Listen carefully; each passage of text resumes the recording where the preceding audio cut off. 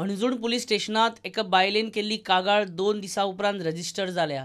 बायलेन आपलो भाव आणि बाकीच्या 4 जाणां आड 11 जानेवारी 2014 ह्या वर्सा विनयभंगाची कागाळ केल्ली, पूण ही कागाळ 2 दिसां उपरांत रजिस्टर जाली। सुप्रीम कोर्टाच्या आदेशा प्रमाण कागाळ त्याच वेळार रजिस्टर जावपाक जाय आसली अशें गोंय मनीस हक्क आयोगाच्या नदरेक आयलां। पीआय परेश नायकान एफआयआर रजिस्टर करपाक वेळ लायलो, तशेंच पीआयक केशीचो तपास फुडें धुकळपाक लायलो अशें आयोगाचें म्हणणें।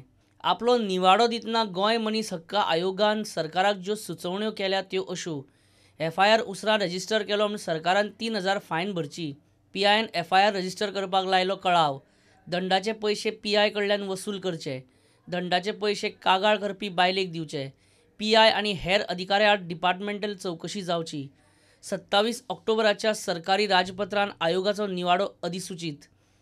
हणजूण पीआय परेश नायकान प्रुडंटाक सांगलें की ताणें गोंय मनीस हक्क आयोगाचे सुचोवणे आड हायकोर्टान आव्हान याचिका घाल्या।